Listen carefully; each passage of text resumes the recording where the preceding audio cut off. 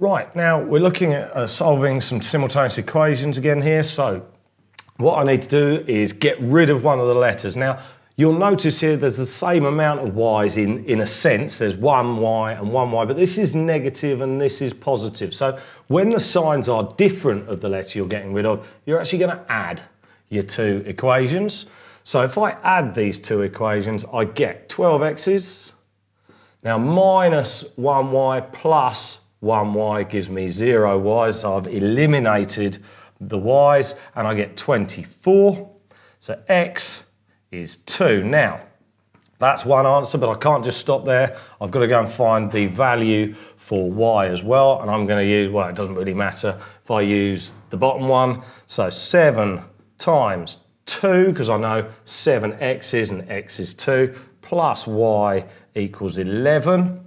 So 14 plus something makes 11. Now actually, if 14 take away 3 makes 11, so y has got to be a negative number, so y is negative 3. Okay, just be careful, don't worry about having negative answers, that happens quite a lot. Now on this one, we haven't quite got what we want here. We've got 4p equals 3q. Now, what I'm actually going to do is I'm going to put the 3q over onto the other side. So I'm going to get 4p minus 3q equals, oh, well, what is it? It doesn't equal anything, does it? Because there's no number on its own. And now they're in a sort of form that we like. Now we've got 2q's and 3q's. Now, what I would suggest you do, you need the q's to have the same amount basically in both. So what I'm going to do is I'm going to multiply this one by 3 because I've got 3 there.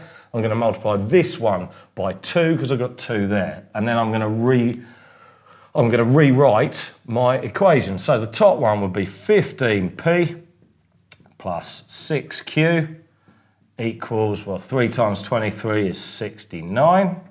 And if I multiply this by 2, I get 8p minus 6q. Well, 0 times 2 is 0, so we've still got 0 there. Now, like we did over here, because we got different signs for the q's, I'm going to add my two equations, and I'm going to get 15p plus 8 is 23p. My q's, 6q plus minus 6q gives me no q's. I'm going to get 69 there. So p has got to be 3. And now I know that p is 3. 4 times, what have we got? 4 times 3 equals 3q. So 3q equals 12. So therefore Q has got to be 4. Again, because I'm just a quick reminder here, negative y, positive y, I'm adding, I get a negative, sorry, where is it? There it is, a negative, sorry, positive and a negative here, so I'm adding. So if the signs are different, add the two equations.